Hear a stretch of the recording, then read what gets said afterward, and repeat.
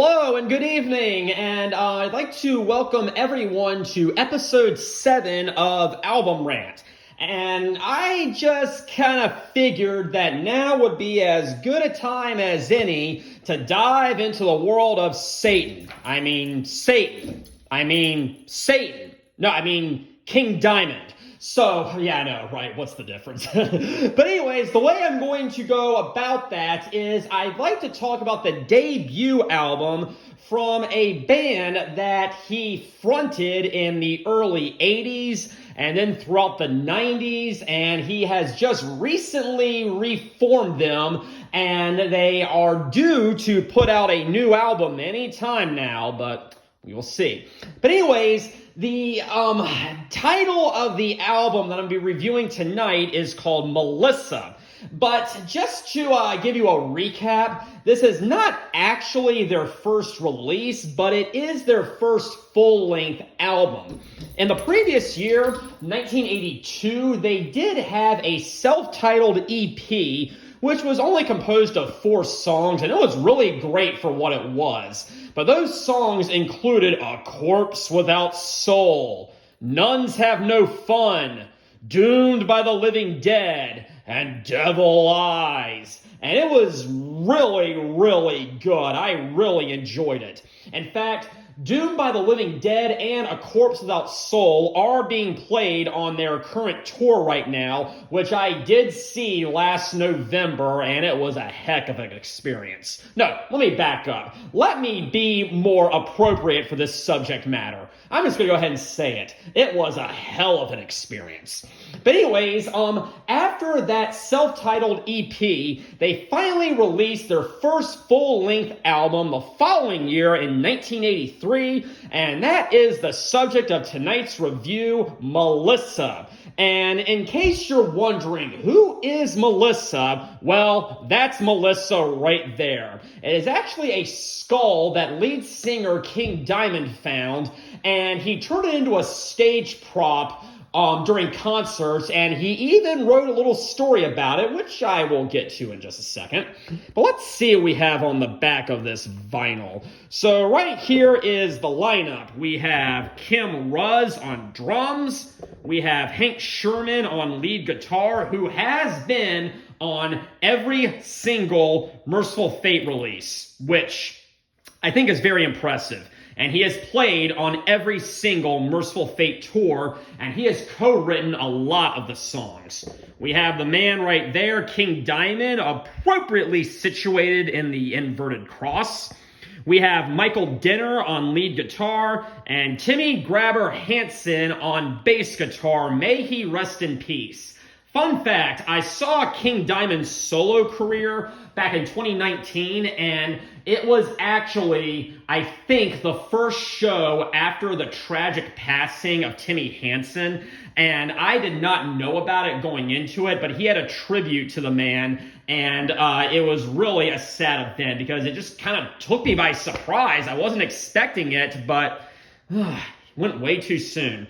But anyways, a little bit about this. This is one of my very few artists that I actually like from this genre or this subgenre of metal, and it's called black metal, and it dives heavily into Satan and the occult, and you're going to see in a second that these lyrics are absolutely insane. But taking a look right here on side 1, it all kicks off very appropriately with Evil, which is very fast-paced and very aggressive.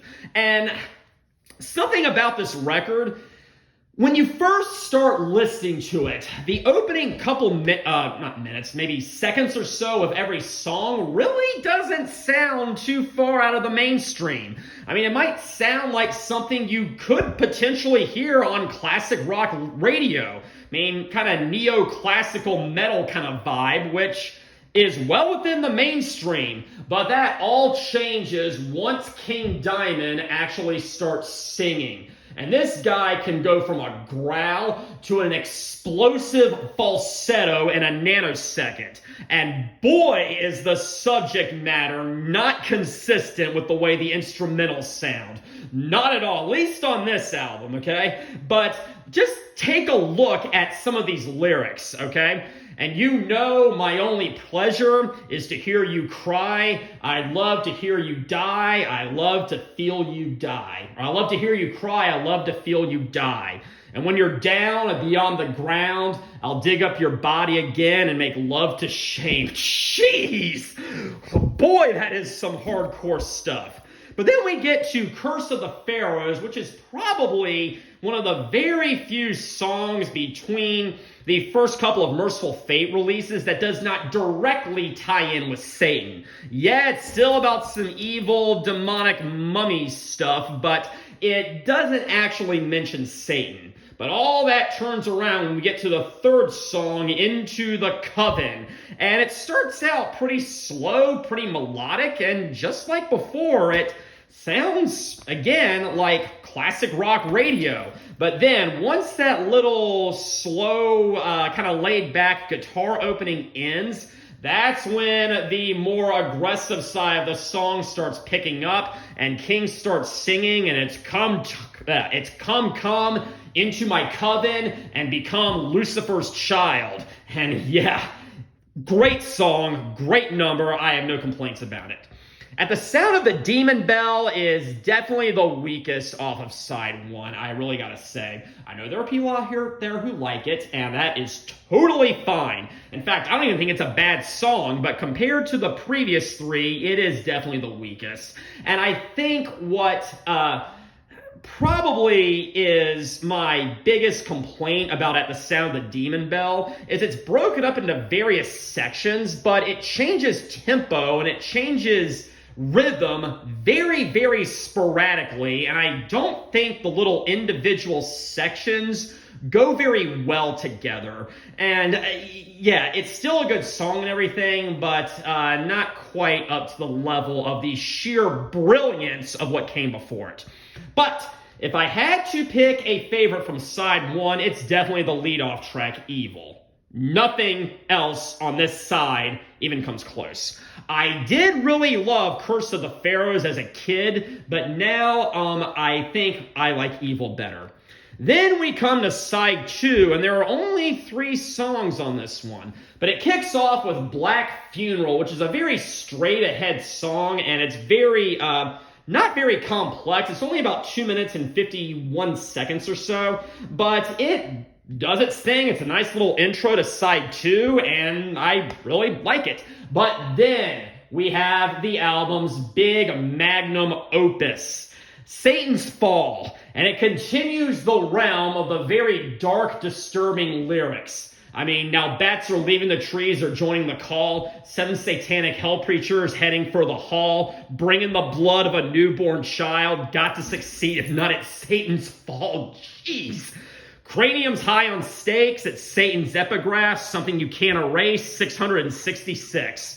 But this song is absolutely crazy. It has so many different sections to it. It's got like 16 or 17 riffs or something in it. I actually kind of learned how to play this on guitar, and it was such a challenge. But it is absolutely great. That opening riff is absolutely amazing. Okay, nothing is ever going to top that. It is definitely highly influenced by Led Zeppelin's Immigrant Song, and it pulls it off very nice. But it goes from very fast-paced to very slow, very eerie, very demonic, back to fast-paced, and then there's a section in there that's very slow and melodic, but then it kicks right back up with a really galloping, anthemic rhythm, and it all ends with that opening riff, which is such a great riff. I so wish they had utilized it more, but unfortunately they didn't. And then we end with the title track, Melissa, which is a power ballad.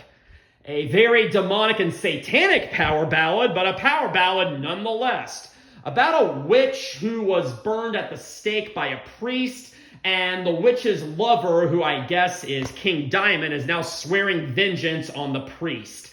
It's very, very messed up. And again, the tone of the instrumentals do not go along with the subject matter. That's kind of why I like it.